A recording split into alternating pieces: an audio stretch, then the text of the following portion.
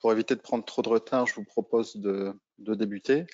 Donc voilà, merci de vous être connectés à ce webinaire donc organisé par l'IAV et l'ITAB. Ces webinaires, donc c'est la deuxième fois que nous organisons ce genre de manifestation. Donc les premiers webinaires ont été organisés au mois de mars 2023. C'était sur la contamination des vins croisés, enfin des vins bio avec les pesticides. Donc ça, vous pouvez retrouver les replays sur les sites internet de l'IAV et de l'ITAB. Donc cette deuxième session est consacrée à la flavescence dorée. Elle est déclinée en deux temps. Donc le premier webinaire donc, qui est organisé aujourd'hui, c'est pour faire un état des lieux des connaissances scientifiques sur la maladie et également un état des lieux de sa présence dans les vignobles français. Et le second webinaire sera proposé à la même heure lundi prochain, le 11 décembre, sur les modalités de gestion et les stratégies de lutte actuelles et les recherches en cours. Alors juste deux mots avant de présenter le déroulé du webinaire. Donc la commission IAV-ITAB, c'est donc une commission qui existe depuis 2013, donc qui est, comme son nom l'indique, co-animée par les deux instituts techniques ITAB et IAV. L'objectif principal, donc, c'est de constituer un groupe de travail national et un groupe d'échange national entre les principaux partenaires techniques et institutionnels qui interviennent sur la filière Viti-Bio, Viti et Vini-Bio. De diffuser des actualités réglementaires et techniques. Et puis, donc, depuis 2023, nous avons décidé d'organiser des webinaires centrés sur les principales thématiques techniques qui ont été identifiées comme prioritaires pour la filière. Et puis, nous avons également en projet de constituer des dépôts de projets de recherche multipartenaires sur ces thématiques prioritaires. Donc cette commission est co-animée par Paul Armel-Salan de l'ITAB et par moi-même, donc Nicolas Constant, qui suis le référent viticulture bio à l'IAV. Alors pour entrer dans le vif du sujet, donc le sujet du jour, c'est de faire un état des lieux des connaissances scientifiques de la flavescence dorée et son extension dans les vignobles français. Donc nous aurons deux intervenantes en la personne de Sylvie Malambic-Maher, donc qui est ingénieure de recherche à l'INRAE à Bordeaux, dans l'UMR biologie du fruit et pathologie, qui nous fera un état des lieux des connaissances scientifiques. Et Alice Dubois de la DRAF-PACA, qui est également personne ressource jaunisse au niveau de la vigne pour la DGAL et qui, elle, nous brossera l'état des lieux des connaissances de la présence de la flavescence dorée dans les vignobles français et aussi un point sur la réglementation. Vous verrez, il y a beaucoup à dire sur ce sujet.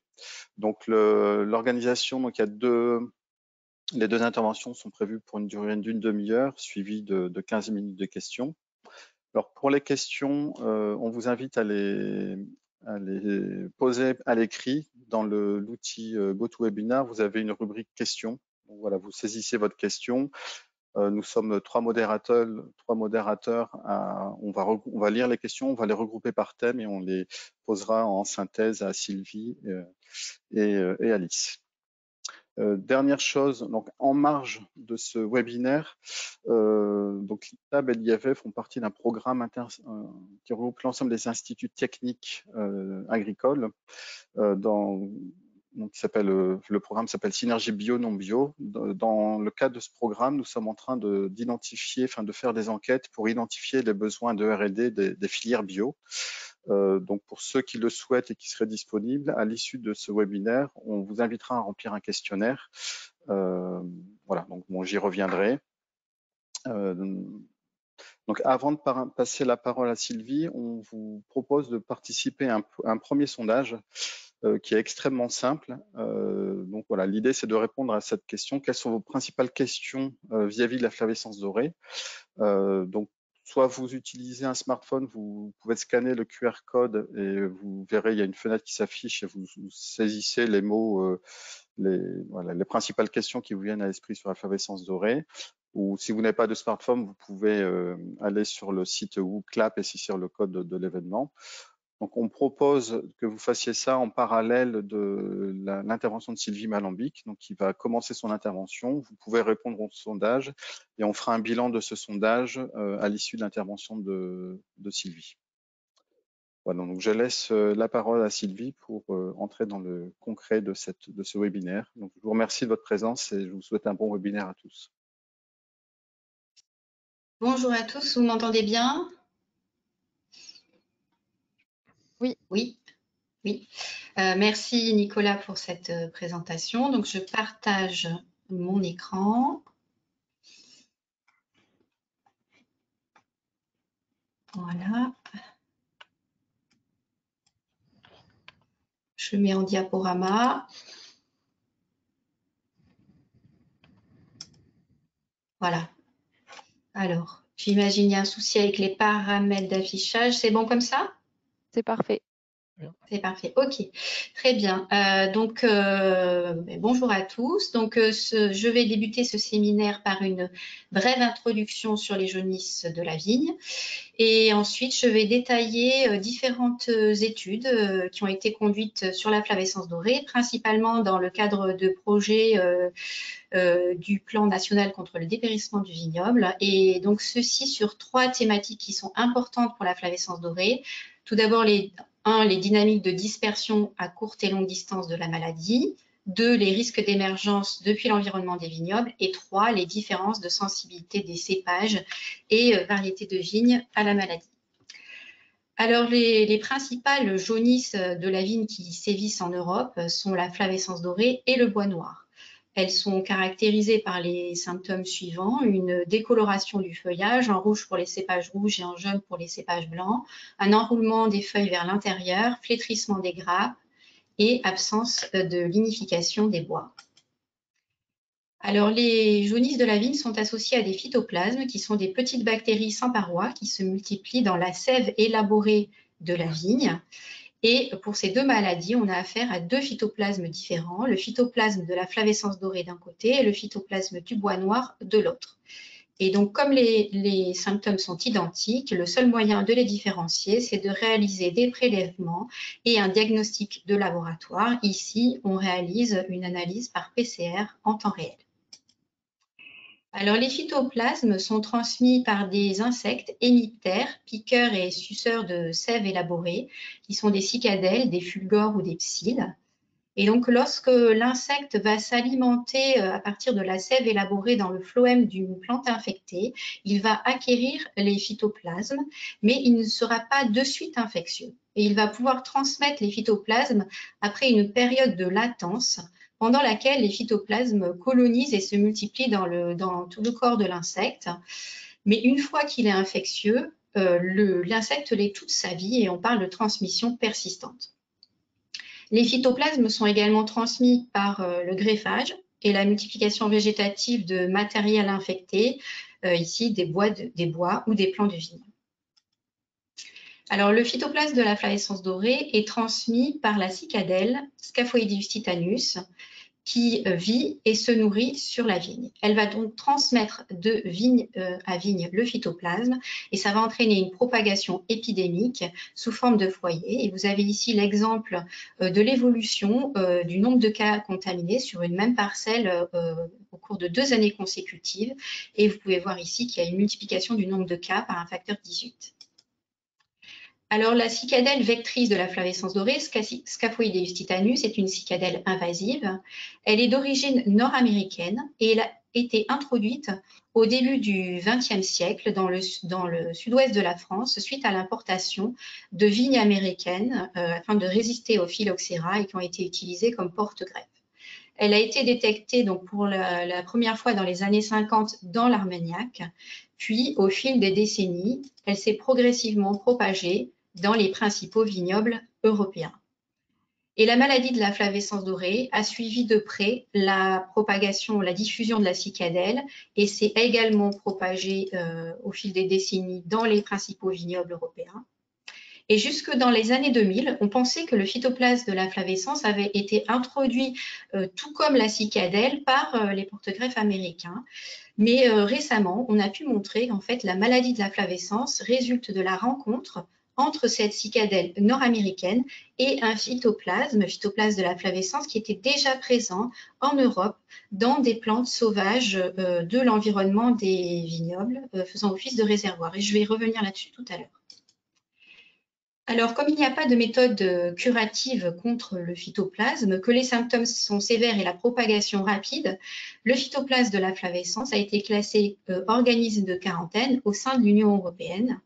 ce qui implique une lutte obligatoire et collective basée sur 4 piliers: la plantation de matériel sain, afin de ne pas introduire la maladie, la prospection du vignoble, très importante afin de détecter au plus tôt les ceps atteints, l'arrachage des plants infectés afin de limiter les sources de maladies, et les traitements insecticides contre le vecteur afin de bloquer la dispersion par celui-ci. Alors la maladie en elle-même, mais également la mise en place de ces mesures de lutte obligatoires ont des impacts économiques, environnementaux et sociaux. Et aujourd'hui, près de 44% du vignoble est déclaré contaminé par la flavescence. Alors, quelques mots également sur le bois noir, qui est l'autre jaunisse de la vigne, donc provoqué par un autre phytoplasme, mais avec un cycle épidémique différent.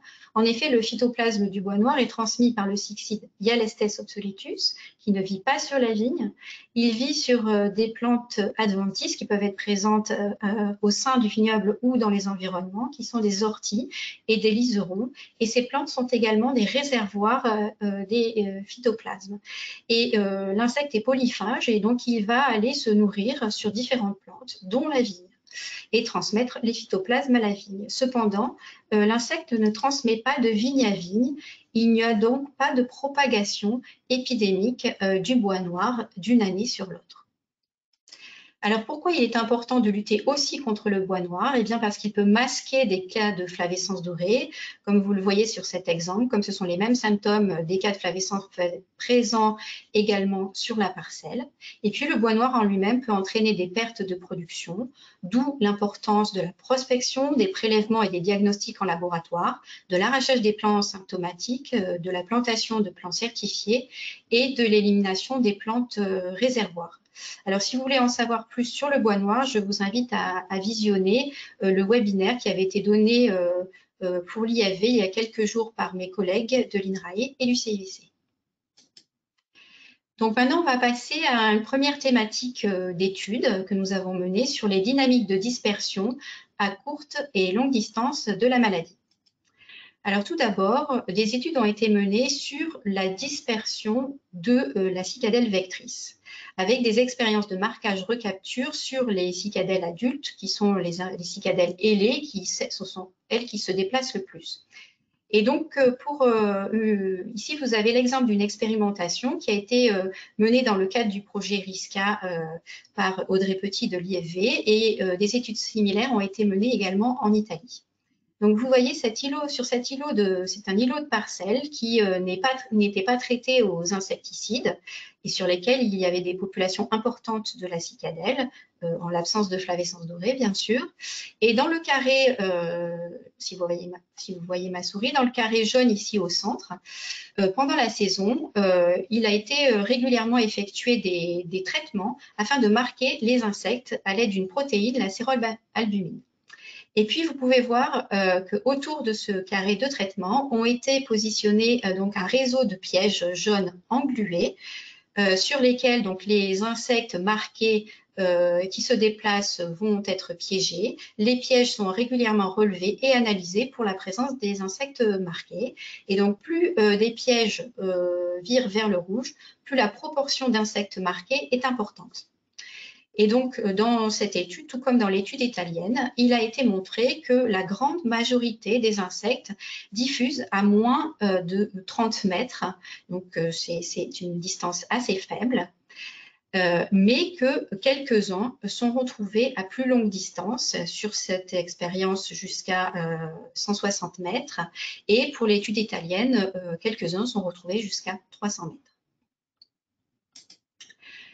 Donc, après la dispersion de l'insecte, on s'est intéressé à la dispersion à courte distance de la maladie. Donc là, on a travaillé sur 3 parcelles infectées en Bordelais, où les ceps infectés étaient arrachés par le viticulteur chaque année, mais où les traitements insecticides n'étaient pas réalisés.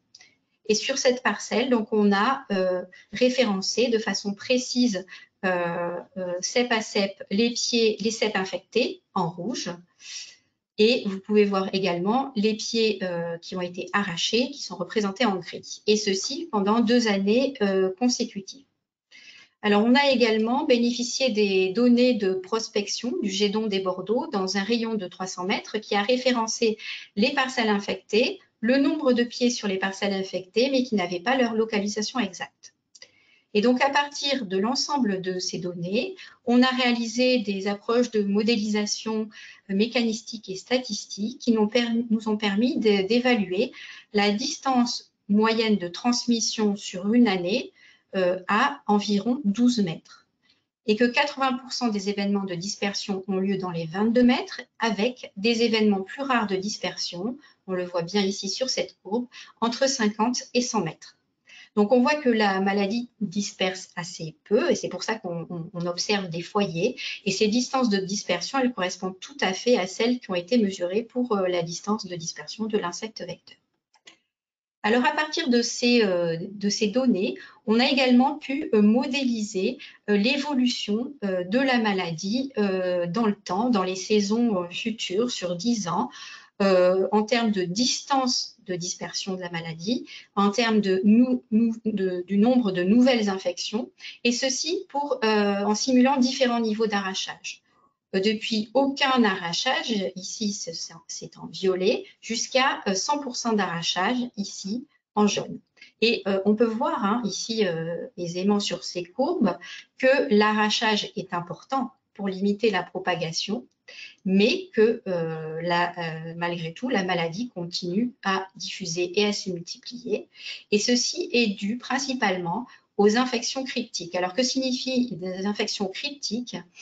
Eh bien, dans la saison qui suit l'inoculation des pieds par la cicadelle, une grande majorité des pieds en début de saison vont être infectieux, porteurs de la maladie, et la cicadelle va pouvoir transmettre la maladie, mais ne seront pas encore symptomatiques et donc pas encore détectés. Ils ne pourront être détectés que lorsqu'ils exprimeront les symptômes dans le cours de la saison, voire en fin de saison, par les prospecteurs. Et donc ça met en exergue que le contrôle de la cicadelle est indispensable afin de limiter la diffusion de la maladie. Alors, il y a des événements de dispersion à courte distance, mais aussi des événements plus rares de dispersion à longue distance, et notamment la dispersion passive de la cicadelle par les vents, qui peut aller jusqu'à quelques kilomètres, et ceci a notamment été observé en vallée du Rhône avec des foyers qui se dispersent le long du Mistral.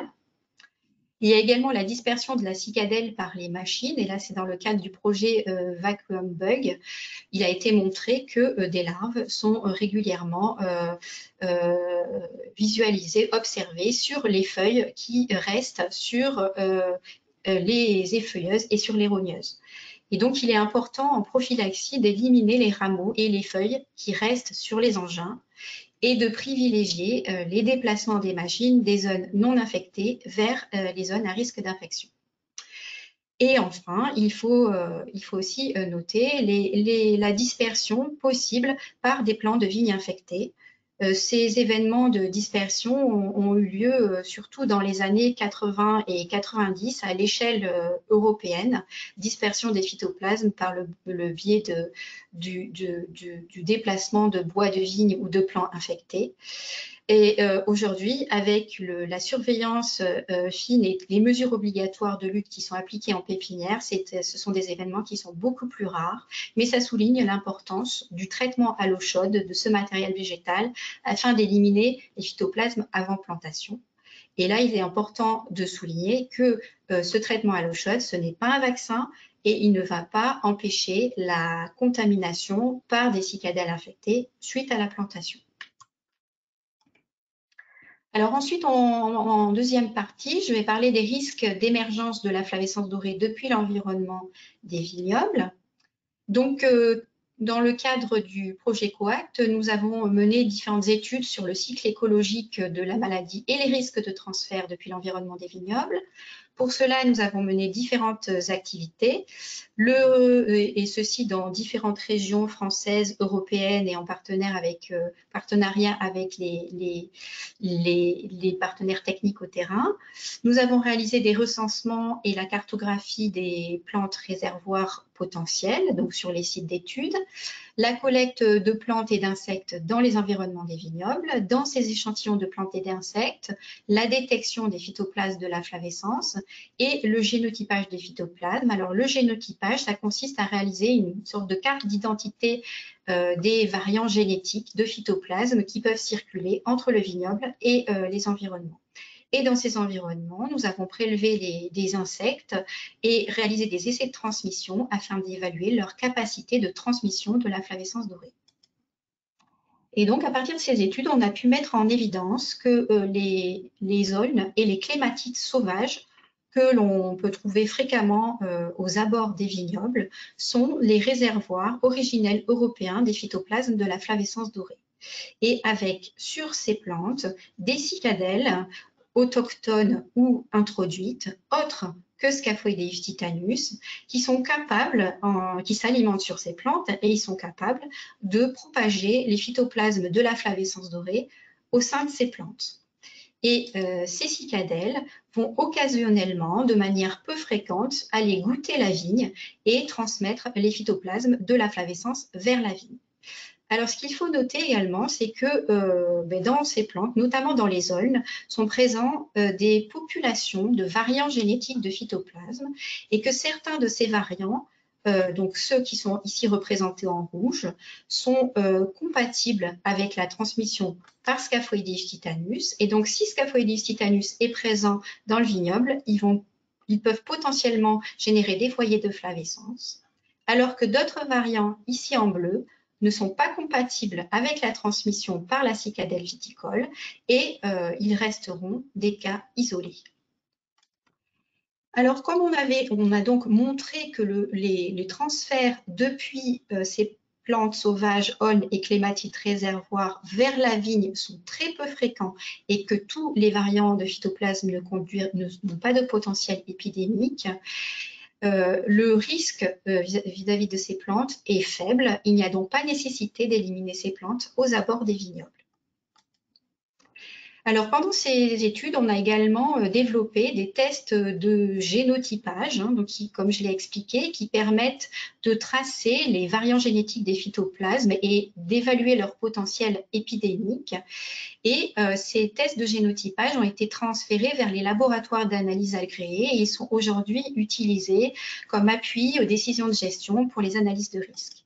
Et par exemple, des régions comme la Bourgogne, l'Alsace et la Champagne, suite à des analyses de risque et des tests de génotypage, ont mis en place des zones dérogatoires sans traitement insecticide mais avec des surveillances renforcées pour des cas d'émergence isolés issus des zones ou des clématites, et ces cas d'émergence n'ont pas donné lieu à des foyers de flavescence. Alors cependant, dans les environnements, il y a d'autres plantes qui sont présentes, qui sont les vignes non cultivées, et là, le risque d'émergence de flavescence est beaucoup plus élevé. Alors de quoi parle-t-on? On parle des repousses de porte-greffe ensauvagées, qui sont principalement des hybrides de vitis américains, dont les bois étaient autrefois jetés en bordure de parcelles. Il peut aussi s'agir de repousses d'anciennes parcelles mâles arrachées. On parle également de vignes abandonnées, aussi de vignes de jardin, et ces différentes vignes ne sont pas surveillées et elles ne sont pas traitées aux insecticides. Donc, dans le cadre du projet COACT, on a voulu mieux mesurer ce risque et donc on a travaillé sur 4 communes des bords de Garonne en Gironde qui présentaient des foyers chroniques de flavescence depuis plus de 10 ans malgré la lutte obligatoire. Et tout d'abord, ce qu'on a fait, c'est qu'on a recensé et cartographié ces vignes non cultivées. Et on a mis en évidence que ces vignes sont présentes en densité importante sur ces secteurs. Et si on s'intéresse au type de vignes présentes, vous voyez sur ces camemberts, ici en vert, que les vignes qui sont retrouvées de manière majoritaire, ce sont les repousses de porte-greffe. Ensuite viennent les vignes de jardin et dans une moindre mesure, les vignes abandonnées. Et donc, sur ces repousses de porte-greffe, on a mis en évidence que la cicadelle de Scaphoideus titanus est très présente. C'est logique puisque les vignes américaines, ce sont ces hôtes naturels aux États-Unis.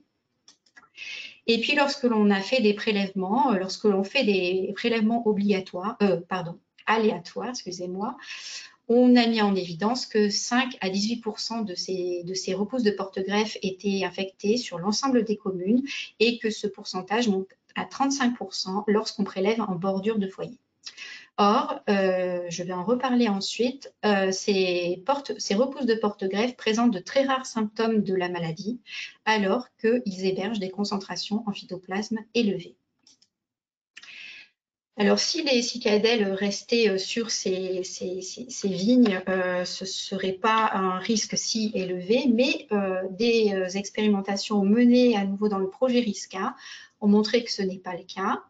Donc, vous avez ici une nouvelle expérimentation menée par Audrey Petit sur un îlot de parcelles qui avait été traité aux insecticides, les 3 traitements obligatoires, et sur laquelle a été disposé un réseau de pièges. Au centre, ici, vous pouvez voir une friche de repousse de vignes ensauvagées.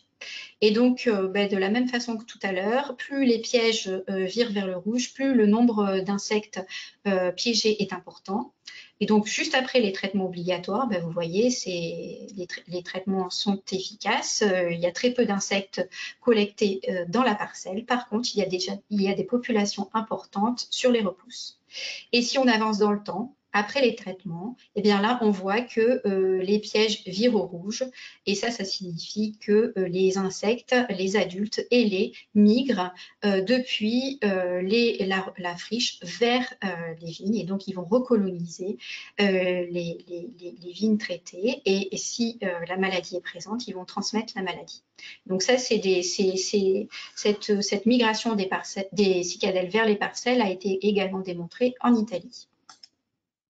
Donc, en conclusion, ces vignes non cultivées, elles constituent un réservoir de vecteurs et de phytoplasme avec un risque important de recontamination, donc vers des vignobles assainis ou en voie d'assainissement. Elles sont un frein à la réduction des insecticides et donc il est important de gérer, d'éliminer ces vignes aux abords des parcelles, principalement dans les zones à risque de flavescence.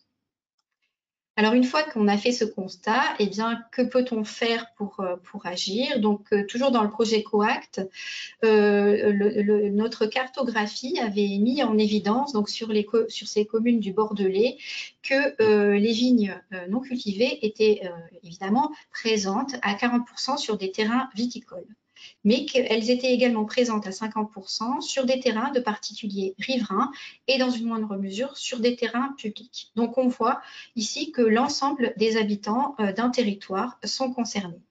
Et donc on a réalisé un livret de sensibilisation à cette problématique des repousses de vigne, comment les reconnaître, comment les gérer, qui contacter. Et donc ce livret, il a été diffusé par le biais du journal municipal au sein à tous les habitants des municipalités. Et ensuite, une enquête a été réalisée auprès des particuliers. Et l'enquête a montré que 25% des particuliers ont reçu et lu le livret et que 17% des particuliers qui avaient des vignes non cultivées sur leur terrain avaient agi, soit en éliminant directement ces vignes, soit en contactant le GEDON local. Donc, suite à cette expérimentation, le GEDON des Bordeaux a démarré un laboratoire d'innovation territoriale, le projet Regrappons-nous, qui consiste à co-construire avec tous les acteurs d'un territoire des actions de gestion collective de ces vignes non cultivées et plus globalement de la flavescence dorée.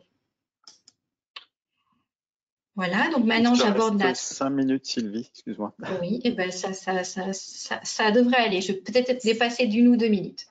Et donc maintenant, je vais aborder le thème des différences de sensibilité des cépages et des variétés de vignes à la flavescence dorée, avec un petit focus sur les phénomènes de rétablissement. Donc la sensibilité des cépages, elle a été principalement déterminée d'abord par les observations des prospecteurs au terrain qui ont mis en évidence qu'aucun cépage n'est résistant et qu'on ne connaît pas de cépages qui n'expriment pas de symptômes. Cependant, ils ont pu effectuer une gamme de sensibilité en fonction de la sévérité des symptômes, du pourcentage de pieds infectés, de la capacité des cépages à rétablir. Et vous voyez donc qu'il y a des cépages peu sensibles, sensibles et très sensibles. Par contre, comme je l'ai déjà dit, les porte-greffes, eux, n'expriment très peu, voire pas du tout les symptômes, mais sont porteurs de phytoplasme. Alors, pour mieux étudier ces différences de sensibilité, dans le cadre des projets de recherche, on a donc travaillé au terrain tout d'abord sur la sensibilité des deux cépages emblématiques du Bordelais, le Merlot et le Cabernet Sauvignon. Et donc, en travaillant sur différents sites avec foyers de flavescence, avec les deux cépages Cabernet Sauvignon et Merlot côte à côte, même âge, même porte-greffe, même viticulteur, afin de pouvoir comparer. Et donc, on a montré que globalement, le Merlot a moins de plants infectés que le Cabernet Sauvignon, qu'il y a moins de rameaux atteints sur le Merlot que sur le Cabernet Sauvignon et que les phytoplasmes se multiplient moins dans le Merlot que dans le Cabernet Sauvignon. Et donc, les phytoplasmes seront moins propagés par la cicadelle sur le Merlot que sur le Cabernet Sauvignon. On a également travaillé au terrain, comme je vous l'ai déjà dit, sur les porte-greffes, où on a montré qu'ils pouvaient être infectés avec un pourcentage élevé et par de fortes quantités de phytoplasme, en montrant très peu de symptômes, voire pas de symptômes du tout. Ils sont donc porteurs sains et peuvent être des réservoirs de maladies. Alors, comme on ne peut pas travailler sur tous les cépages au terrain, puisque je rappelle que la flavescence dorée est à lutte obligatoire et que les pieds sont arrachés, et qu'on ne peut pas travailler sur tous les cépages, on a mis en place une méthode d'inoculation du phytoplasme de la flavescence dorée en serre par le biais de l'insecte vecteur, et ceci en serre de haut confinement sur des jeunes plants de vigne. Et donc, lors de ces expériences d'inoculation, on a mesuré la proportion de plantes infectées, ce que vous voyez ici en abscisse, et la multiplication des phytoplasmes dans les plantes, ici en ordonnée. Et donc, grâce à ces mesures, on a pu élaborer une gamme de sensibilité des principaux cépages, porte-greffes et vitis sauvages, où les plantes les moins sensibles les variétés les moins sensibles se situent en bas à gauche de la courbe et les plus sensibles en haut à droite. Et donc, ça nous a permis de classer ces variétés en 3 catégories principales qui sont détaillées ici. Le groupe vert des variétés peu sensibles à la flavescence, le groupe noir des variétés intermédiaires à sensibles et le groupe rouge les plus sensibles. Et donc, si on regarde ici les petits carrés noirs, vous voyez que les cépages se répartissent tout le long de la gamme de sensibilité. En gris foncé, les porte-greffes sont principalement dans la catégorie sensible à intermédiaire, mais n'expriment pas les symptômes. Et malheureusement, sur les vitis sauvages en gris clair, on n'a pas pu mettre en évidence de sources de moindre sensibilité. Alors par contre, de manière intéressante, si on regarde nos deux cépages du Bordelais, Merlot peu sensible et Cabernet Sauvignon très sensible, et si on s'intéresse à leur généalogie, on voit que le Sauvignon est très sensible, comme son parent le Cabernet Sauvignon, alors que la Magdeleine, la mère du Merlot, est très peu sensible, comme le Merlot. Il semblerait donc que le Merlot a hérité du caractère peu sensible de sa mère, la Magdeleine noire des Charentes. Et donc, pour répondre à cette hypothèse, on a réalisé 2 nouveaux croisements impliquant la Magdeleine noire des Charentes, soit le croisement Magdeleine avec Cabernet Franc, qui a donné naissance au Merlot, donc des frères du Merlot avec les étoiles bleues, soit des autofécondations ici de la Magdeleine. 60 descendants ont été testés, ils se répartissent tout le long de la gamme de sensibilité et de manière intéressante, on a pu obtenir 7 descendants qui sont peu sensibles, tout comme le Merlot, ou encore moins sensibles. Donc on confirme ici ce caractère héritable de la moindre sensibilité. Et on a également pu tester en serre des nouvelles variétés, comme les variétés résidures résistantes aux maladies cryptogamiques. Elles sont représentées ici en orange sur ce graphe. Et vous voyez que malheureusement, ces variétés résidures se situent dans les sensibles à très sensibles, avec des symptômes très marqués sur les variétés rouges, Vidocq et Artaban, des symptômes par contre très discrets sur les variétés blanches, Floréal et Voltis, alors que le phytoplasme est présent. Donc ça c'est des résultats en serre, mais ça suggère qu'il faudra être vigilant au vignoble à ce que ces variétés blanches ne soient pas porteuses asymptomatiques du phytoplasme. Dans les dernières secondes qui me restent, je vais faire un petit focus sur les phénomènes de rétablissement parce que c'est une question qui est souvent soulevée par les viticulteurs. Alors, qu'est-ce que le rétablissement? Eh bien, ce sont des pieds qui expriment les symptômes de la maladie une année, puis n'expriment plus les années suivantes et le phytoplasme n'est plus détecté. C'est un état qui semble stable en absence de recontamination. Mais si on regarde de façon précise l'évolution d'une parcelle où des pieds infectés ne seraient pas arrachés, eh bien on voit que certains, l'année suivante, vont évoluer vers la mort, une proportion vont rétablir et enfin une autre proportion va maintenir l'infection, va maintenir l'inoculum qui sera source de propagation de la maladie. Le souci, c'est que la proportion de pieds qui rétablit n'est pas maîtrisable parce qu'elle va dépendre du cépage, de conditions climatiques, etc. Et surtout, ce rétablissement, ce n'est pas un vaccin, il ne protège pas de nouvelles infections. Et donc, ne pas arracher des pieds symptomatiques condamne au traitement insecticide permanent. Et ça, on le voit tout particulièrement sur ce suivi qui a été réalisé par nos collègues italiens. Vous voyez ici, donc c'était une parcelle où les pieds n'étaient pas arrachés, mais où les traitements insecticides étaient réalisés. En vert, vous avez l'évolution du nombre de pieds rétablis. Vous voyez qu'elle augmente au cours du temps, le nombre de pieds rétablis. Et puis l'évolution ici en rouge du nombre de pieds infectés. Vous voyez que le nombre de pieds infectés prend le dessus sur les pieds rétablis. Et ça souligne que l'arrachage est essentiel. Voilà, j'en ai terminé. Donc, un grand merci aux coordinateurs des projets, aux porteurs d'action et à tous les participants qui ont participé dans les régions à ces études. Et je vous remercie pour votre attention. Et donc, j'attends les questions. Merci Sylvie. Oui, donc les questions qui sont assez nombreuses. Donc merci de votre intérêt pour ces sujets. Première chose, donc on va boucler l'outil WooClap là parce que ça perturbe on vous invite à poser des questions en lien avec l'intervention de Sylvie dans la rubrique questions et pas sur le WooClap. Donc oui, sur le WooClap, il y a beaucoup de questions qui relèvent de l'efficacité des stratégies en bio, l'efficacité du Pyrévert, les méthodes alternatives. Donc ça, c'est pas traité aujourd'hui. Hein. Je vous rappelle que ça fera l'objet des interventions, de plusieurs interventions lundi prochain. Après, il y a aussi des questions qui relèvent de la réglementation, donc je les garde au chaud et on les posera à Alice après son intervention. Je pense qu'elle apportera quelques réponses des réponses à certaines de ces questions. Des questions alors plus en lien donc avec ton intervention, Sylvie. Donc est-ce qu'on peut avoir la cohabitation de flavescence dorée et de bois noir sur un même cep? Alors, sur une même parcelle, ça oui, ça a été montré hein, lors de différentes études. Hein, quand on fait des prélèvements cep à cep, c'est arrivé que l'on trouve les phytoplasmes de la flavescence et du bois noir sur une même parcelle. Alors, souvent, lors des prélèvements, les ceps sont groupés par 5. Donc, dans les analyses, on peut avoir la détection à la fois de la flavescence et du bois noir.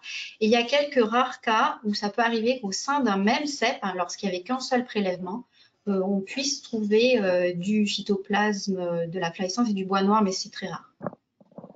Okay. On a d'autres questions qui ont un lien avec le bois noir, donc bon, on n'aura pas le temps de les traiter aujourd'hui puisqu'il y a déjà beaucoup de questions sur la flavescence. Sylvie a mentionné un webinaire là, qui a eu lieu il y a quelques jours, donc on vous invite à le consulter. Ensuite, alors des questions sur la cicadelle. Est-ce qu'on a il y a un travail qui a été fait sur l'appétence des vignes vis-à-vis de la cicadelle. Après, donc d'autres questions, je les mets toutes ensemble. La durée de vie de la cicadelle, est-ce qu'on connaît des prédateurs ou des auxiliaires qui pourraient diminuer la pression au vignoble? Alors, effectivement, il y a un travail de nos collègues italiens de l'Université de Turin. Et également, dans notre laboratoire, on avait fait quelques travaux sur le Merlot et Cabernet Sauvignon, oui, qui mettent en évidence qu'il y a en fonction des cépages, il va y avoir des différences de sensibilité au phytoplasme, mais aussi la cicadelle, elle va avoir différentes appétences et elle va plus ou moins bien aussi survivre, plus ou moins bien se nourrir en fonction de différents cépages. Donc voilà, les différences de sensibilité à la maladie, souvent ça résulte de la combinaison de différences de sensibilité au phytoplasme et à la cicadelle. Donc après, il y avait des questions sur la survie. Donc, mais au terrain, on a pu mettre en évidence qu'on peut trouver des insectes ailés jusque tard en saison, hein, jusque vers la fin octobre. Donc principalement des femelles qui vont survivre plus longtemps. Donc la survie peut être importante. Et ensuite, qu'est-ce qu'il y avait d'autre comme question? C'était sur la faune auxiliaire, la prédation. Oui, alors donc oui, c'est des projets qui ont été menés dans les années 2000, justement d'aller chercher dans l'aire de répartition d'origine de la cicadelle, dans la région des Grands Lacs, s'il pouvait exister des prédateurs naturels et des parasitoïdes de la cicadelle. Et effectivement, il y a des petites guêpes qui ont été identifiées et également alors, ces petites guêpes, on a essayé de les élever, mais leur élevage était très difficile et le taux de parasitisme était trop faible. Donc, et on n'a pas pu identifier de prédateurs européens qui auraient un taux de parasitisme suffisant. Donc pour le moment, c'est des recherches qui ont été mises en suspens, mais c'est des recherches qu'il faudrait pouvoir poursuivre et renouveler. Ok. Donc oui, l'impact de la faune auxiliaire, on ne connaît pas. Donc il y avait une question aussi sur l'augmentation de la biodiversité dans le sol et dans l'environnement aérien pour maîtriser pour baisser les risques de contamination.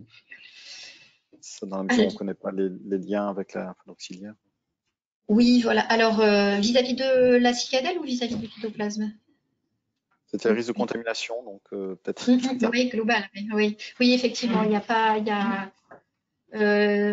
y a trop peu d'études menées sur ce sujet vis-à-vis des régulations naturelles qui pourraient être en place vis-à-vis de Scaphoidus titanus. Et il y a aussi tout un pan aussi qui serait intéressant de mener, c'est des régulations qui peuvent exister au sein de la vigne vis-à-vis de la présence d'autres bactéries présentes dans la vigne. Il y a eu très peu d'études sur ce sujet pour le moment. Ok. Trois dernières questions qui me semblent très importantes. Est-ce que couper les rameaux symptomatiques en saison limite la propagation par rapport à ne rien faire et attendre la période d'arrachage?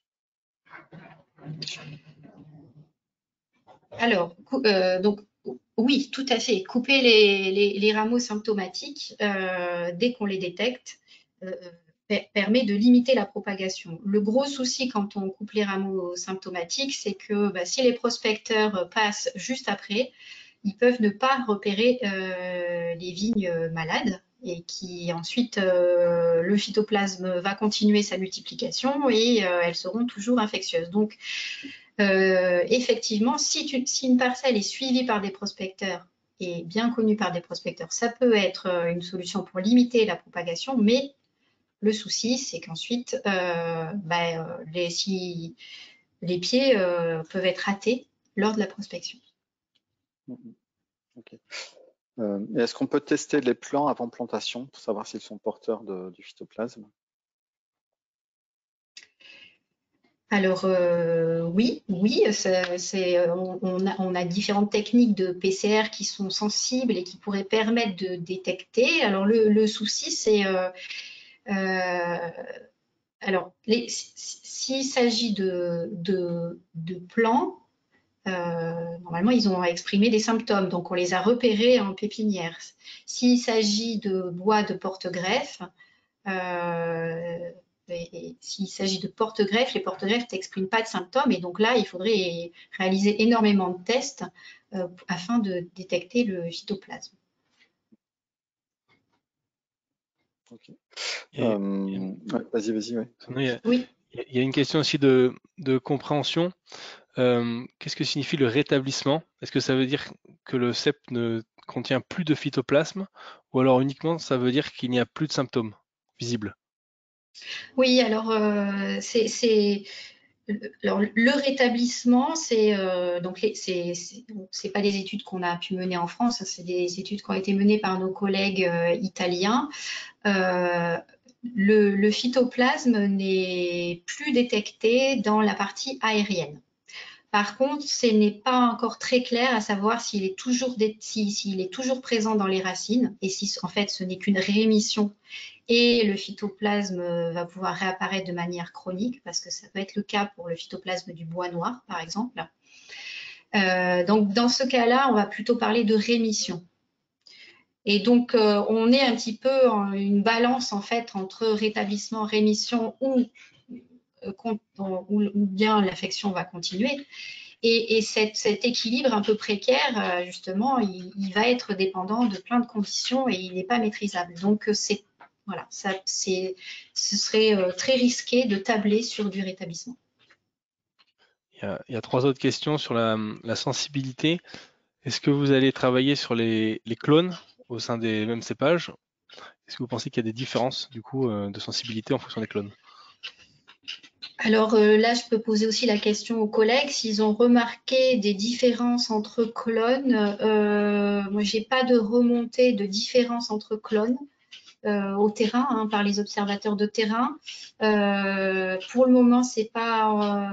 Déjà, on veut pouvoir caractériser des cépages moins sensibles avant de regarder les clones.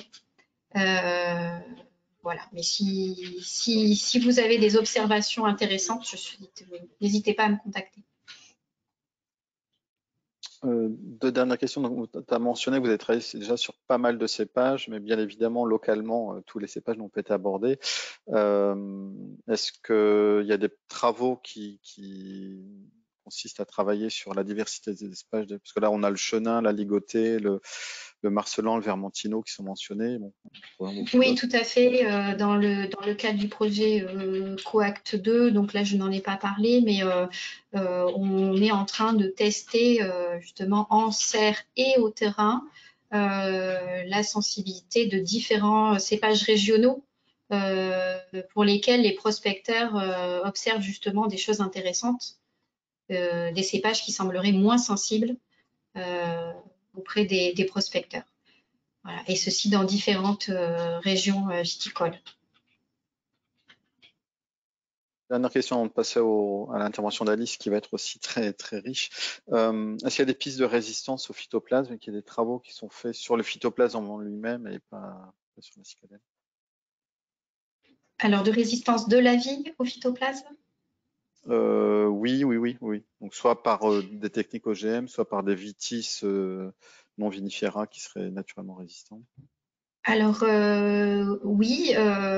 Donc, comme on a identifié, alors, nos collègues italiens et ici aussi en France, on a identifié des cépages moins sensibles. Et donc, comme je l'ai montré dans ma présentation, on a montré aussi que cette moindre sensibilité au phytoplasme, hein, elle pouvait être héritée. Donc, il y a très probablement un déterminisme génétique.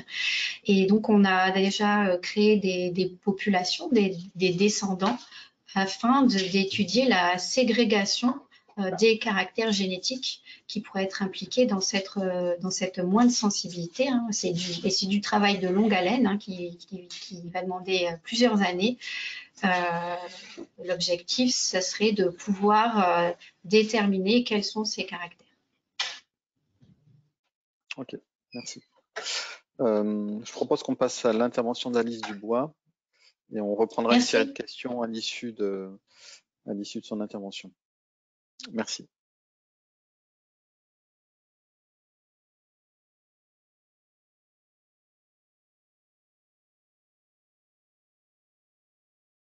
Bonjour à tous. Alors, je vais essayer de partager mon écran également. Je ne sais pas si vous le voyez apparaître. Non, c'est raté.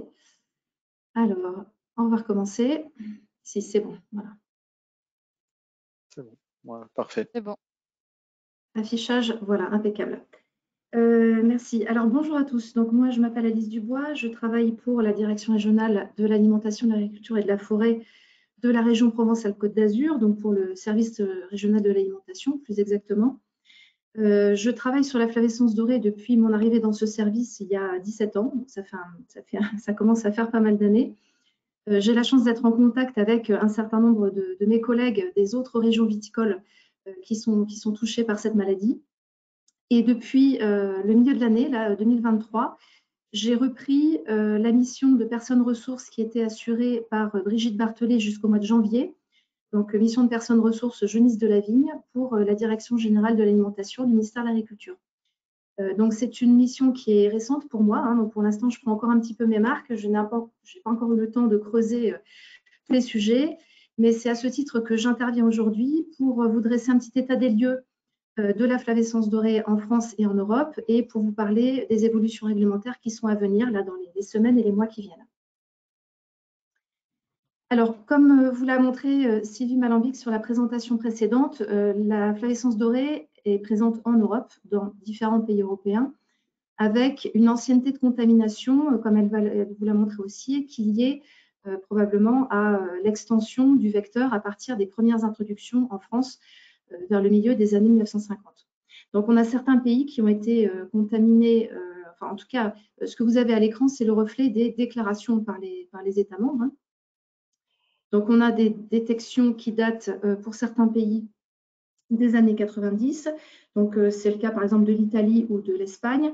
On a des détections qui datent plutôt des années 2000, avec un certain nombre notamment de pays type Autriche, alors un pays, on va dire, centre de l'Europe, comme l'Autriche, la Serbie, la Slovénie. On a également des pays avec des détections un petit peu plus tardives dans les années 2010 ou encore plus tardives, donc dans les années 2020, avec notamment les pays que vous voyez à l'écran, donc la République tchèque, la Slovaquie, pardon, la Roumanie ou le Monténégro pour les détections les plus récentes, et également une interception récente en Allemagne, mais sur un cas qui semble éradiqué.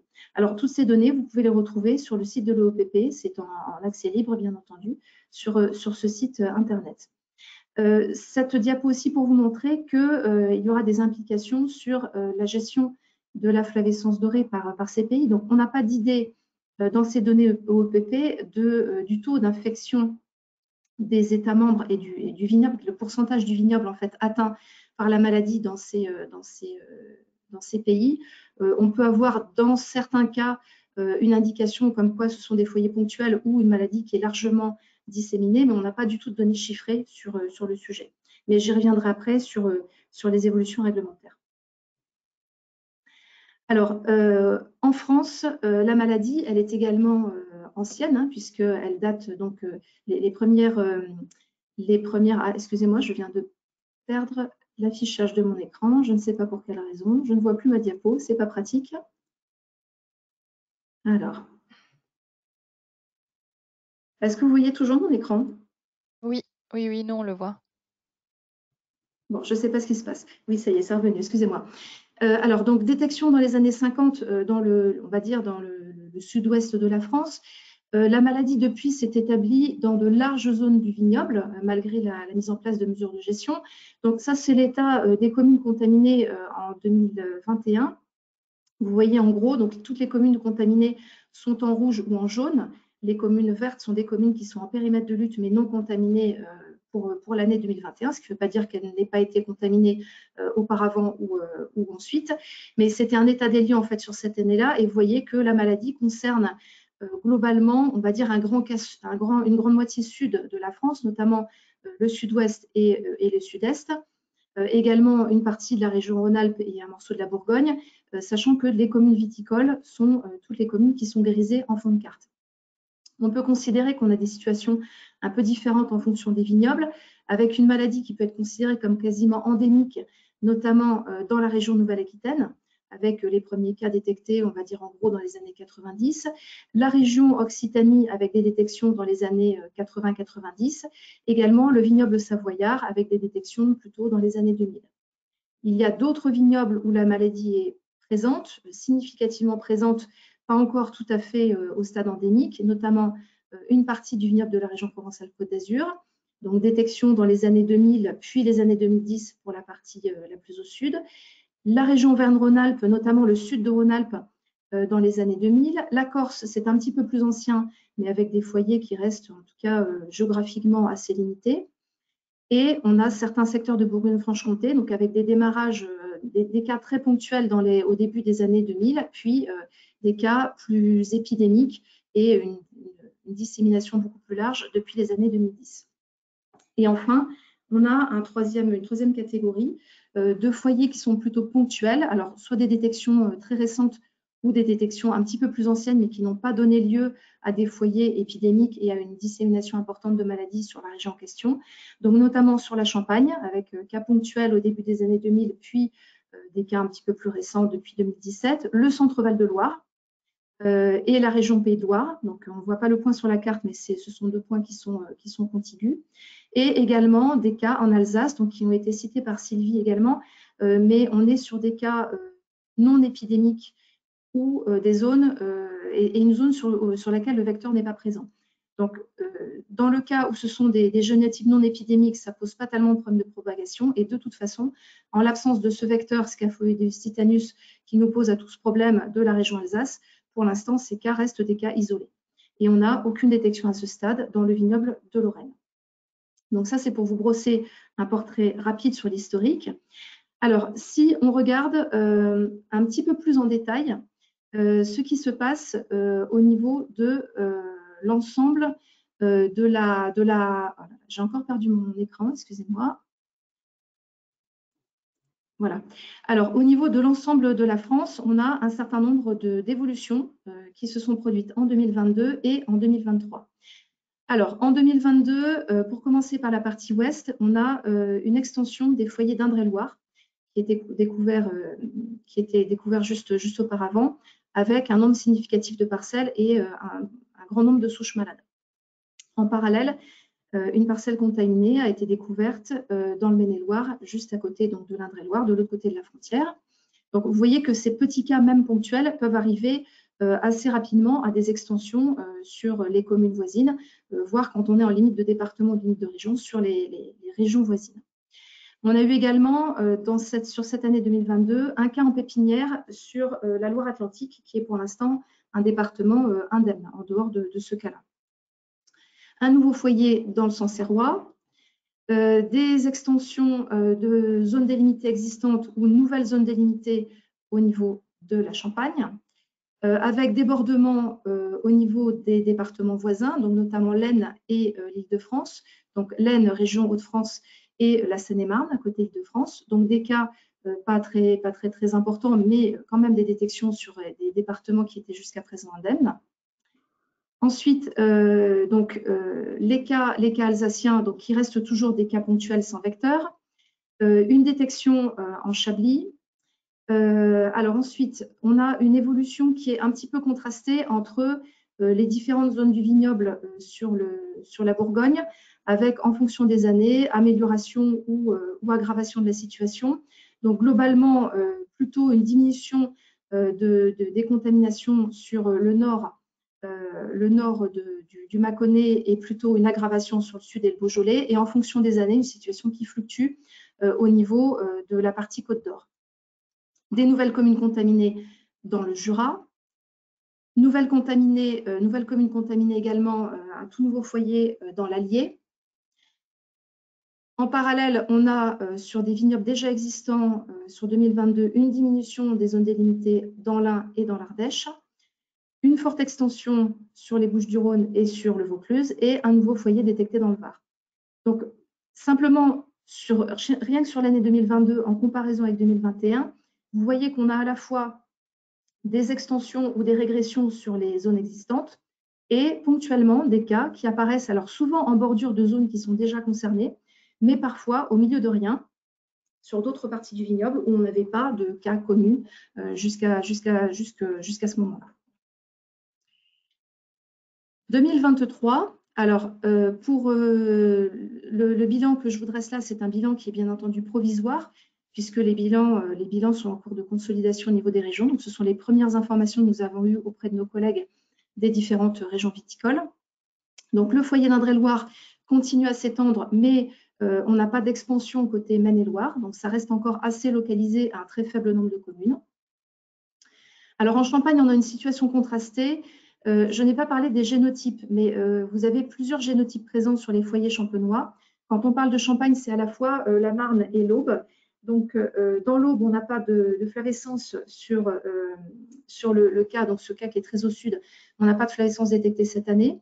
Et au niveau de la zone nord, de la zone de la Marne, en fait, on a une situation contrastée entre les zones délimitées, certaines où on n'a plus de flavescence découverte cette année, certaines où on est plutôt sur une logique de régression, malgré le fait que le génotype présent soit un génotype épidémique, le M54.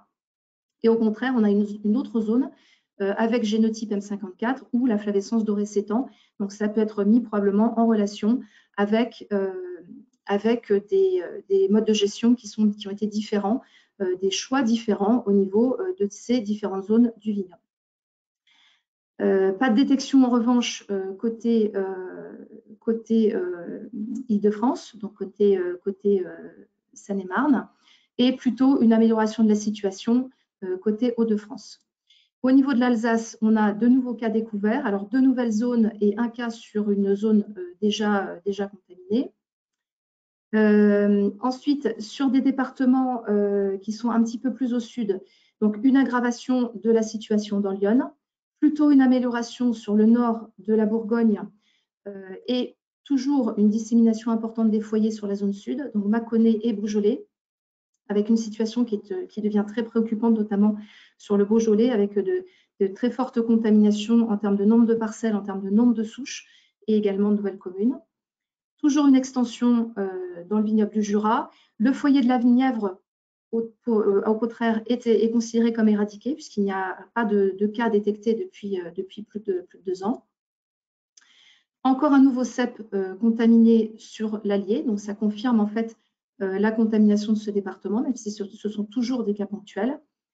La stabilisation des foyers de lin se confirme. En revanche, on a dans l'Ardèche et dans la Drôme une extension plus ou moins importante, donc une légère extension dans le Diois et une extension un petit peu plus importante côté Drôme. Côté Provence-Alpes-Côte d'Azur, on a des foyers très préoccupants qui ont été détectés. Alors, d'une part dans le sud du Luberon, donc la flèche devrait pointer un petit peu plus au sud, puisqu'on a toute cette zone-là qui est assez fortement contaminée depuis plusieurs années, où les contaminations sont toujours très actives. Et on a également des foyers sur le nord Vaucluse qui ont été détectés de façon un petit peu plus récente. Et là, on est toujours sur des foyers extrêmement actifs avec des contaminations de l'ordre de 2500 et parfois 4000 souches.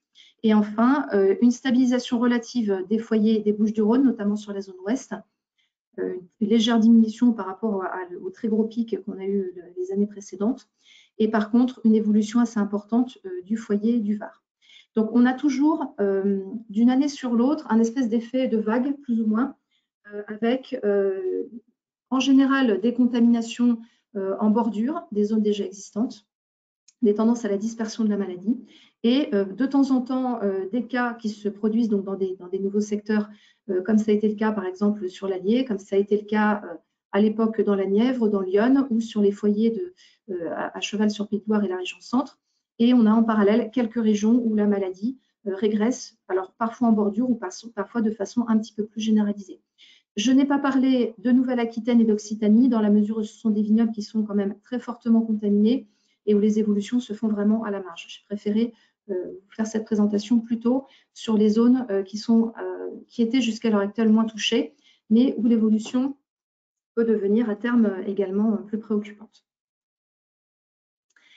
Alors, après ce rapide tableau de la présence de la flavescence dorée en France, je vais vous donner quelques éléments sur le projet d'arrêté qui est en cours de discussion pour remplacer le texte actuel. Alors, un petit point sur la réglementation actuelle vis-à-vis de la flavescence dorée. La base de la réglementation, ce sont des règlements européens. 3 règlements européens. Le premier qui est le règlement, on va dire, socle, le règlement santé des végétaux 2016-2031, donc qui présente les mesures de protection contre les organismes nuisibles des végétaux, organismes réglementés, des règlements d'exécution associés, dont je vous reparlerai après, et un règlement délégué qui liste ce qu'on appelle les OQP, les organismes de quarantaine prioritaire. Alors, pourquoi est-ce que je vous en parle? Parce que je souhaitais vous faire un petit rappel sur la classification des organismes nuisibles. Le règlement 2016-2031, donc ce règlement socle santé des végétaux, classe les organismes nuisibles des végétaux réglementés en 3 catégories en fonction de leur niveau de danger. Les organismes de quarantaine prioritaire, sont les plus importants, les plus préoccupants pour les filières végétales. C'est la raison pour laquelle des obligations particulières sont imposées aux autorités compétentes, aux États membres, notamment la mise en place de plans d'urgence, d'exercices de simulation et une surveillance qui doit être au moins annuelle avec des plans d'action pour ces surveillances à l'échelle de tous les États membres. Parmi ces organismes, on va trouver la bactérie Xylella fastidiosa, dont la sous-espèce fastidiosa cause la maladie de Pierce sur vigne, donc qui n'était pas jusqu'à présent présente en Europe, qui a été détectée récemment aux Baléares et au Portugal. Et on a également le scarabée japonais, Popillia japonica, donc qui est un insecte asiatique, d'origine asiatique, invasif, qui a été introduit il y a quelques années en Italie et dont les foyers ont pris une ampleur assez catastrophique et se sont étendus en fait jusqu'à nos frontières. Donc on est vraiment, la France est un pays dans lequel l'introduction de Popillia japonica elle est plus que probable, en fait, elle est certaine. On ne sait pas à quelle échéance, mais en tout cas, il est très probable qu'on détecte Popillia japonica. On s'attend à le détecter d'une année à l'autre parce qu'on a un insecte qui est très voyageur, un très bon voyageur, notamment un très bon autostoppeur. Et il se dissémine beaucoup le long des voies de communication. Donc les régions Rhône-Alpes, Grand Est et secondairement Provence-Alpes-Côte d'Azur sont les régions les plus à risque d'introduction de cet insecte par les voies routières, notamment qui proviennent d'Italie ou de Suisse, là où des foyers ont été détectés.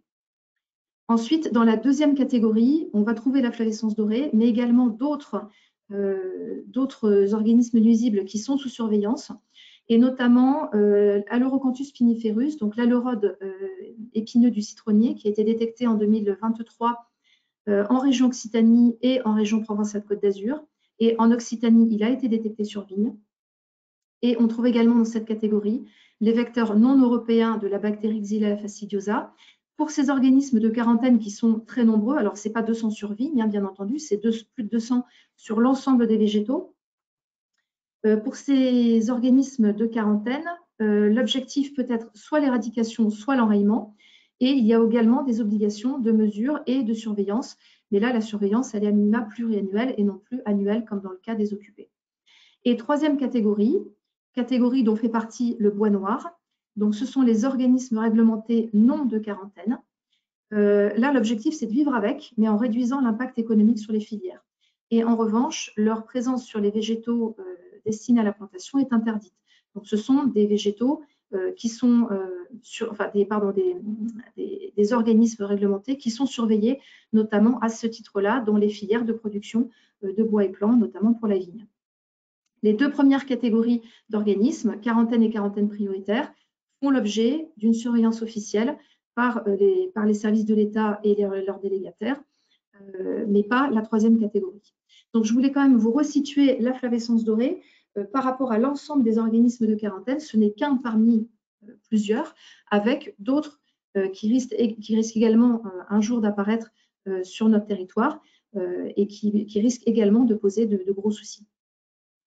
Donc, pour revenir à notre réglementation, donc la réglementation européenne, vous avez ce règlement santé des végétaux de 2016 qui fixe les bases et les règlements d'exécution, donc le premier en 2019, le second en 2021, vont définir la liste des organismes qui sont concernés par ces surveillances et les différentes catégories et définir notamment les exigences pour le mouvement des plants sur le territoire européen.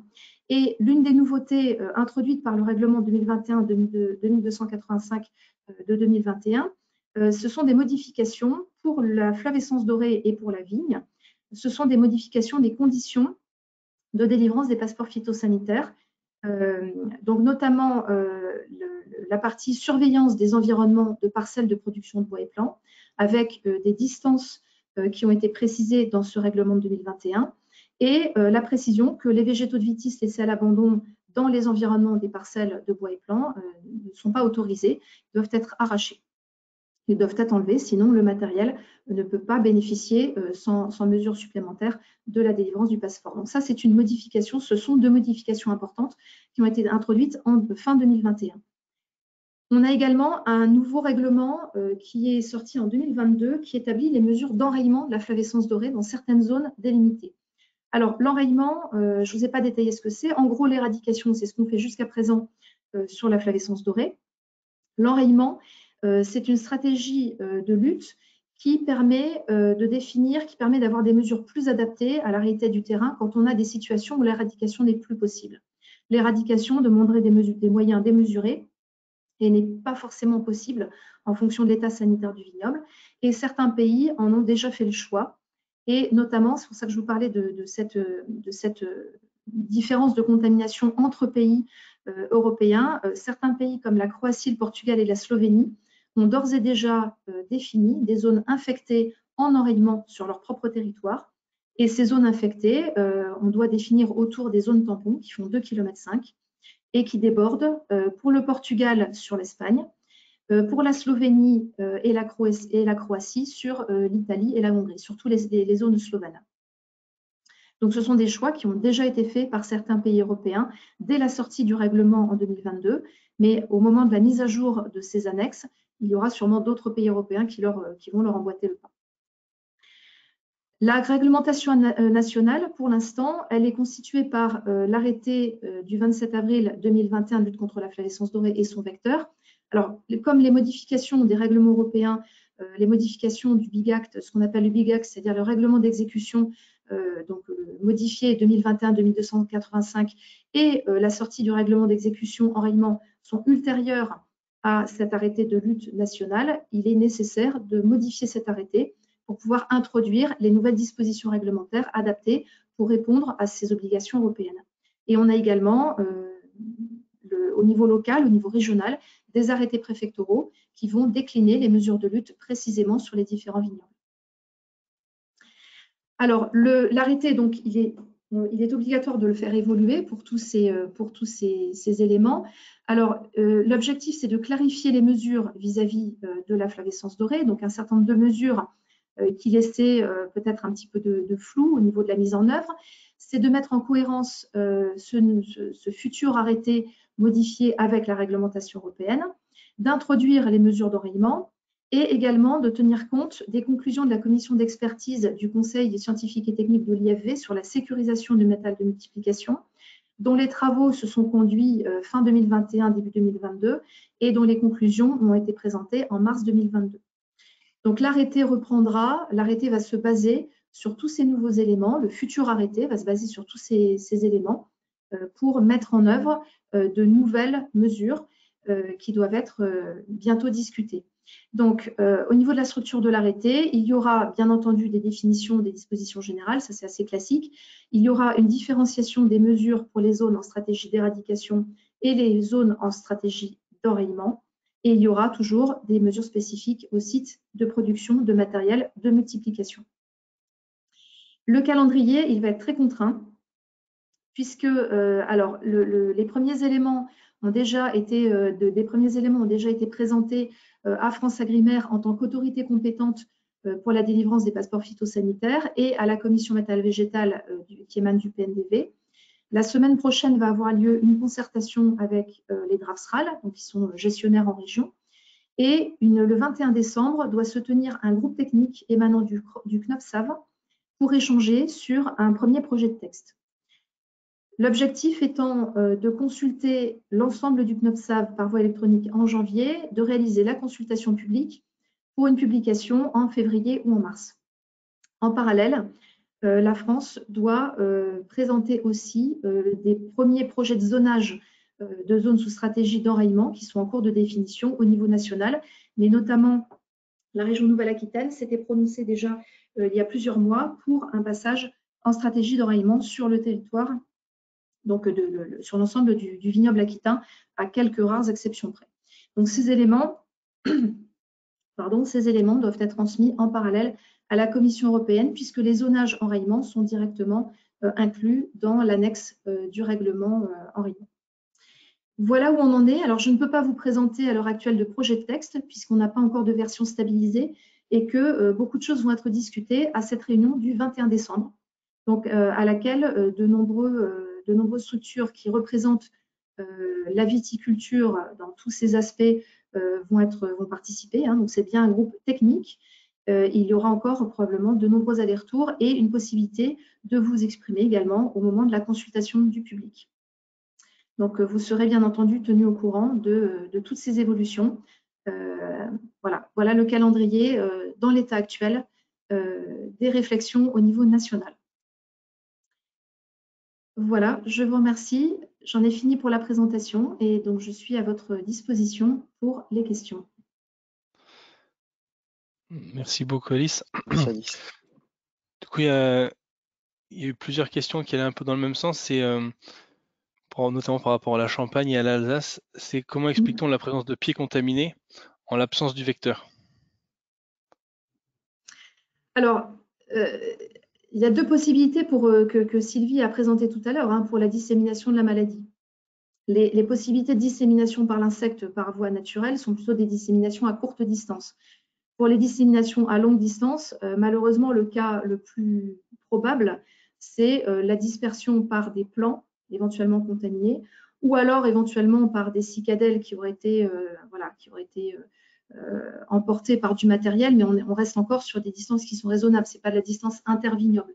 Donc, la seule possibilité qui reste, ce serait l'introduction par des plants qui seraient passés au travers de tous les contrôles de la filière. Mais ce sont encore des cas rares. Ça, je parle pour les foyers champenois qui sont en M54. Pour tous les cas qui ne sont pas du M54, c'est-à-dire qui ne sont pas des génotypes épidémiques, là, c'est probablement des origines sauvages, c'est-à-dire comme le disait Sylvie tout à l'heure, des contaminations sur aulne et sur clématite, sur végétaux sauvages qui sont passés sur vigne. Donc, on a une différence en fait entre les cas épidémiques M54 et les cas non épidémiques sur les autres génotypes. Et là, c'est Sylvie qui aura la vision la réponse la plus pertinente sur le sujet.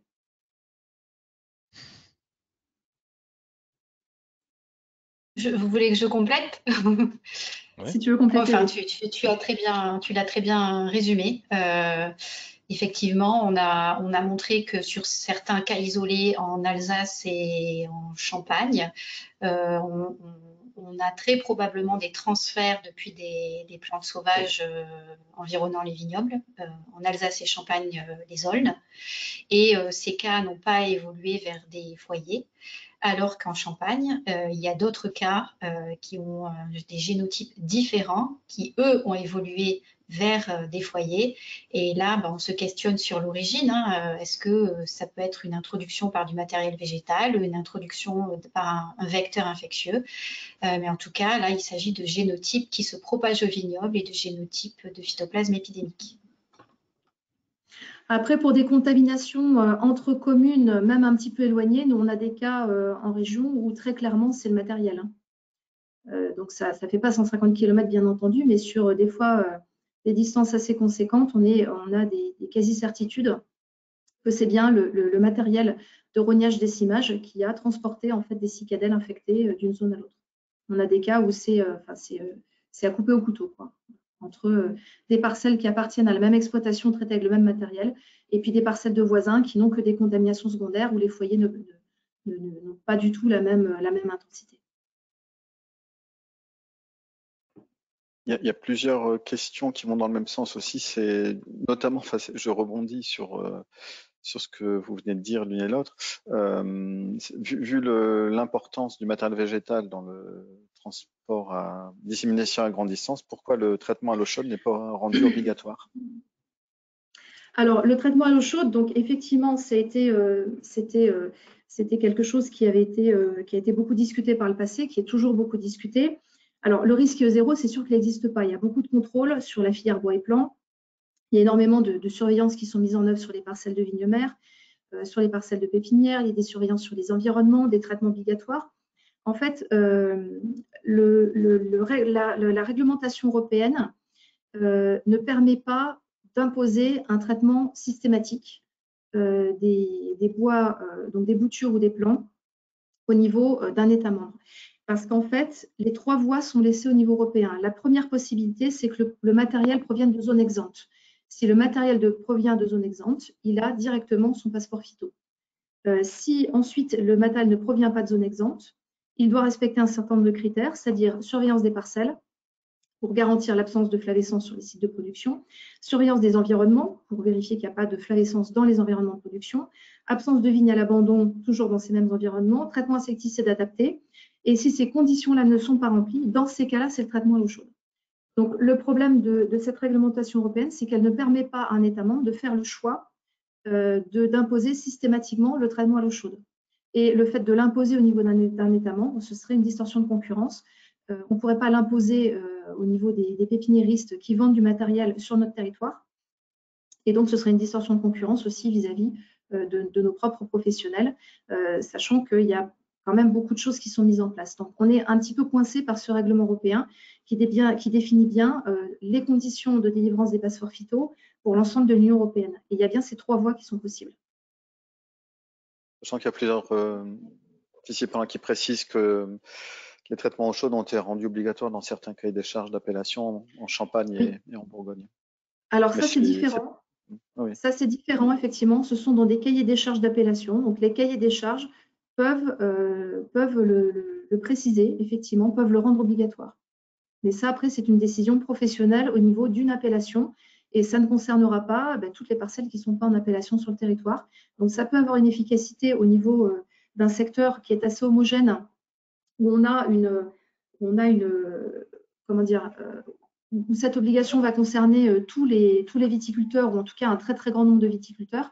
Quand on a des vignobles un petit peu patchwork, comme c'est le cas, par exemple, en Occitanie ou comme c'est le cas en région Provence-Alpes-Côte d'Azur, c'est beaucoup plus difficile puisqu'on a une mosaïque en fait au niveau du vignoble avec à la fois des vignobles, des parcelles en appellation, des parcelles qui ne sont pas en appellation, IGP ou même hors IGP, des parcelles sans appellation, des parcelles de 20 de pays, de table. On a également les parcelles de raisins de table, donc hors secteur production vinicole, on va dire. Et c'est vrai que c'est un petit peu plus compliqué de l'imposer sur des secteurs où on a comme ça des mosaïques de vignobles avec une très grande hétérogénéité. Deux questions sur la partie production en amont, plan et vigne mère. Est-ce que ce serait envisageable de systématiser les analyses sur les parcelles de vigne mère de porte-greffe? On sait que les porte-greffes expriment peu ou pas les symptômes. Du coup, est-ce que ce serait envisageable de systématiser les analyses et à un coût abordable? Alors, sur les parcelles de production, mais je laisserai aussi Sylvie compléter. En fait, moi, j'ai déjà fait des prélèvements sur des parcelles de vignes mères de porte-greffe. Alors, sur les greffons, ce serait possible, mais les greffons, ça a un intérêt limité puisque les symptômes sont visibles. Sur les vignes mères de porte-greffe, c'est très compliqué parce que je ne sais pas si vous avez déjà vu tous des parcelles de vignes mères de porte-greffe, mais vous avez des épaisseurs de végétation qui sont… Alors, la plupart des vignes mères de porte-greffe sont conduites avec des bois qui courent au sol, qui font 5 à 8 mètres en fin de saison en fonction de la vigueur de la variété. Et donc, ça fait des enchevêtrements de végétation qui sont très, très épais. On a jusqu'à 1 mètre de végétation ou plus. Donc, des bois qui se croisent dans tous les sens. Donc, la difficulté, c'est déjà l'accès aux parcelles. Vous avez l'impression de marcher sur un trampoline, concrètement. C'est très, très, très compliqué d'arriver à avancer dans la parcelle. Et ensuite, les bois s'entrecroisent dans tous les sens avec une très grosse épaisseur de végétation. Et pour faire les prélèvements, c'est très compliqué. C'est-à-dire que soit vous choisissez une tête de clone et vous vous dites, je vais essayer de récupérer les bois. Mais alors, vous avez 8 mètres de bois à tirer pour récupérer des feuilles utilisables et vous cassez tous les bois au passage, vous arrachez tout. Ou alors, vous vous dites, je prélève là au hasard sur ce rameau, mais vous ne savez pas d'où il vient. Et le problème qui se pose, je parle sous le contrôle de Sylvie, c'est qu'on a une très grande hétérogénéité de présence du phytoplasme au niveau des bois de porte-greffe. Et donc, même si le phytoplasme était présent, on n'est absolument pas sûr de pouvoir le mettre en évidence au niveau de l'analyse au labo. Si tu veux compléter, Sylvie. Oui, tout à fait, Alice. Effectivement, le phytoplasme, on n'observe pas de symptômes ou très peu de symptômes sur porte-greffe. Le phytoplasme a une répartition hétérogène, donc il n'est pas présent dans tous les rameaux.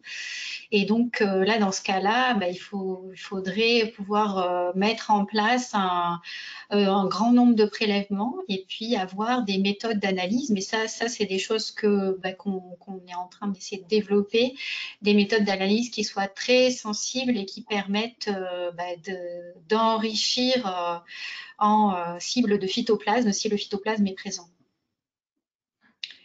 Donc oui, effectivement, c'est compliqué, mais c'est une piste qu'on peut étudier dans le futur. Et toujours sur cette même filière, est-ce que dans les autres pays européens, la prospection est aussi rigoureuse sur les vignes mères et sur les pépinières? Alors là, c'est difficile de répondre. En fait, chaque État membre est responsable de la mise en œuvre de ces contrôles, donc notamment de ces contrôles sur la circulation de matériel végétal.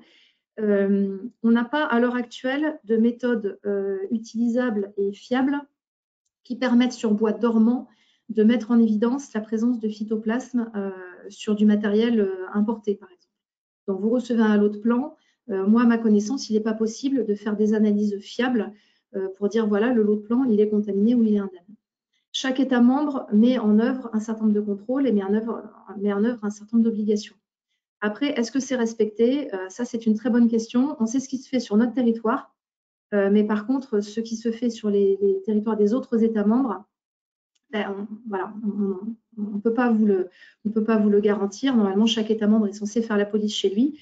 Mais le fait que la Croatie, le fait que la Slovénie ait déclaré des zones en enrayement, c'est plutôt un signe que leurs territoires sont quand même assez densément infectés.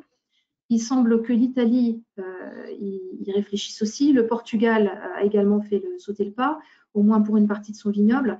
Donc, le fait d'avoir des zones en enrayement, c'est quand même un indicateur que la maladie est quand même très densément répartie sur le territoire du pays. Et dans ce cas-là, il ne serait pas envisageable d'obliger le traitement à l'eau chaude des plants importés? Ben, on coince toujours sur ce fameux règlement européen. C'est-à-dire que les 3 voies sont possibles et ça ne tient compte que de la provenance du matériel, zone exempte, ou bien zone délimitée, ou bien traitement à l'eau chaude. Donc, même si le matériel provient d'une zone en enrayement, du moment que le site de production est surveillé, que l'environnement immédiat du site de production est indemne de maladie, que les traitements insecticides sont effectués, dans ce cas-là, il n'y a pas de possibilité d'imposer le traitement à l'eau chaude. Donc, sauf évolution du règlement européen, on est un petit peu coincé. Après, c'est des choses qui sont susceptibles d'évoluer aussi en fonction des négociations qui se tiennent au niveau de la Commission. Mais pour l'instant, on est dans ce cas-là. Sachant que l'enrayement, c'est quand même une voie qui a été ouverte uniquement en 2022. Donc, c'est quelque chose de très récent. Donc, c'est peut-être des choses qui sont susceptibles de bouger dans les années qui viennent. Donc une précision apportée par une participante, là, au Portugal, notre législation oblige le traitement à l'eau chaude pour les porte-greffes dans une zone en enrayement. Dans une zone en enrayement, d'accord. Alors j'imagine que c'est une décision qui a été prise au niveau national, mais liée au fait que la zone soit en enrayement. Effectivement, ça a dû être pris, cette décision, par rapport à un risque supplémentaire qui a été évalué en fait au niveau de ce territoire-là.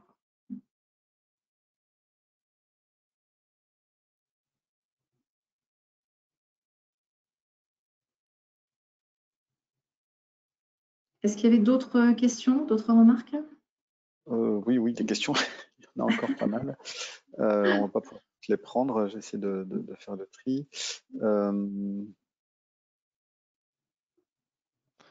Le travail de modérateur n'est pas forcément facile avec le volume d'intervention. C'est bien, qu'il y ait beaucoup de questions. Oui, si sur un vignoble sain, comment évaluer la part de contamination qui sont liées à l'environnement des parcelles ou le risque qui est lié à l'environnement des parcelles? Donc ça, c'est peut-être plus une question pour alors Sylvie. Oui, environnement sauvage donc. Oui. Oui. Sauvage ou avec des parcelles abandonnées. Enfin, je sais pas. Je ne sais pas qui veut répondre. Je vais peut-être laisser Sylvie répondre. C'est très difficile. Enfin, si on parle d'environnement, si on parle d'autres vignes, vignes ensauvagées ou vignes abandonnées ou vignes non traitées dans les environnements, bien, c'est principalement les génotypes de phytoplasme épidémiques viticoles qui circulent et donc c'est difficile de les tracer. Après, on peut réaliser des expérimentations comme je l'ai montré où on va marquer les vecteurs pour voir comment ils se déplacent entre les environnements et les parcelles. Mais on ne sait pas encore marquer les phytoplasmes. Donc oui, c'est très difficile à part prospecter dans ces environnements. Et prospecter, prélever, analyser. Après, il semble sur les cas non épidémiques qui ont été détectés, que ce soit en Bourgogne ou en Champagne ou en Alsace, c'est quand même des événements assez rares, le passage à la vigne à partir de plantes sauvages, puisque ce sont quand même des cas très ponctuels. Et alors, il n'y a pas de développement épidémique, bien sûr, mais c'est quand même pas des cas très nombreux en général. Alors, à partir d'aulnes et de clématites, là, c'est pas la même chose. À partir de vignes, là, les transferts sont fréquents, mais à partir d'aulnes et clématites, là, il ne s'agit pas des mêmes génotypes de phytoplasme et les transferts sont beaucoup moins fréquents. Donc, c'est pas le même niveau de risque. Et les cas qui passent au vignoble restent des cas isolés. Une question sur la possibilité réglementaire de faire arracher des ceps qui ne l'ont pas été spontanément par le viticulteur. Quel est l'outil législatif qui le permet? Alors, l'outil législatif, c'est que la détention de souches infectées par un organisme de quarantaine, la détention d'un organisme de quarantaine de façon générale, hein, quel que soit l'organisme de quarantaine, est un délit au titre du Code rural. Donc là, c'est le SRAL qui va prendre la main, qui va aller faire un constat de terrain, éventuellement en présence du maire, qui va dresser un procès-verbal et qui sera ensuite transmis au procureur de la République pour poursuite. Alors, en général, on essaie de ne pas en arriver là, c'est-à-dire qu'on commence par contacter la personne qui refuse de faire les arrachages. On commence par lui expliquer, on commence par le côté pédagogique, hein, lui expliquer que les arrachages sont indispensables parce qu'il met en danger à la fois sa propre exploitation et puis celle des voisins. Et s'il ne souhaite pas entendre raison, nous avons la possibilité de faire intervenir une entreprise à ses frais pour faire arracher les souches malades et éventuellement des poursuites pénales en plus. Mais nous avons la possibilité réglementaire au niveau du Code rural de faire intervenir une entreprise en lui envoyant la facture. Et par conséquent, il y a la même question pour les vignes ensauvagées, qui sont des repousses de porte-greffe, notamment dans les forêts, où là c'est quand même plus compliqué de faire venir des appareils pour arracher les pieds. On a vu que notamment dans le témoignage de Sylvie qu'en bord de Garonne, il y en a énormément. Comment ça se passe? Effectivement, ouais, la gestion est beaucoup plus complexe en fait parce que autant la détention d'un organisme de quarantaine est un délit, autant la détention d'une parcelle en friche n'en est pas un.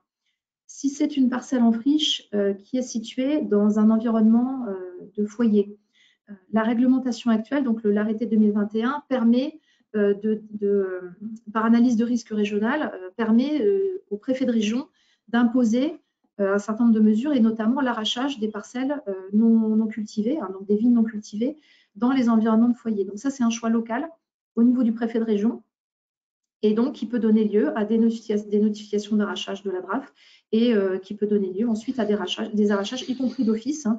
Nous, on a un cas qui a failli aller au bout. Là, la famille, au final, a fait faire les travaux parce qu'ils se sont rendus compte que ça leur coûterait plus cher de passer par notre intervention. Donc, c'est la famille qui a fini par payer les travaux. Mais on a un cas qui a failli arriver à l'arrachage d'office pour 3 hectares dans ma région, là, il y a quelques mois. Donc, on a les moyens de l'imposer. Par contre, si ce sont des vignes non cultivées qui sont plus éloignées des foyers, là, c'est beaucoup moins facile d'intervenir au nom de la flavescence dorée sur des zones beaucoup plus éloignées de secteurs contaminés, sauf à avoir une maladie qui est vraiment disséminée un petit peu partout dans le vignoble. Donc là, c'est un choix régional en fonction du risque que font courir ces parcelles non cultivées par rapport à l'ensemble, au reste du vignoble. En fait. Mais on a des cas où effectivement, ça peut être très compliqué. Sur les bords de cours d'eau, ça peut être très compliqué, ne serait-ce que du point de vue technique, hein, pour arriver à enlever les souches qui sont souvent très profondément enracinées et très vigoureuses. Sur les bords de cours d'eau ou sur les zones forestières, ça peut être effectivement très compliqué. Sur des talus aussi, sur des talus routiers ou SNCF, par rapport à la stabilité des talus, ça peut être aussi un problème de les faire enlever. Et bords de cours d'eau, bien entendu, la dévitalisation chimique n'est pas envisageable. Donc, ce sont des cas qui se traitent voilà, un par un en fonction de la situation locale.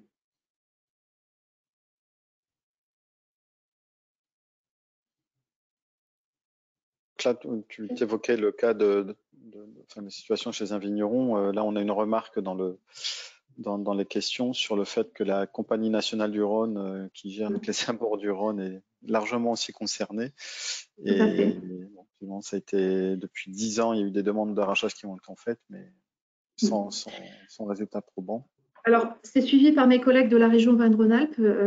Ils ont pas mal de problèmes là sur le secteur Drôme-Ardèche, effectivement sur des bords de Rhône avec des zones qui sont protégées, des zones Natura 2000, et sur lesquelles effectivement l'arrachage de vignes sauvages autochtones est très très très compliqué.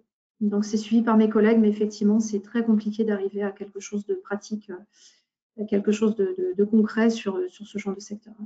C'est un vrai problème. Très bien. On a déjà dépassé l'heure de 8 minutes. Je propose de nous arrêter là. Alors, il y a des questions qui ont continué à arriver. Encore une fois, certaines d'entre elles concernent les méthodes de lutte, soit actuelles, soit dans les projets de recherche-développement. Donc, je vous rappelle que ces sujets seront abordés dans le webinaire de lundi prochain. Donc, ce sera à la même heure. Je remercie Alice Dubois et Sylvie Malambic pour leurs interventions et la précision de leurs réponses. J'espère que ce premier webinaire a répondu à vos attentes. Donc, on vous invite à nous rejoindre également lundi. Donc, le webinaire est terminé. Si certains d'entre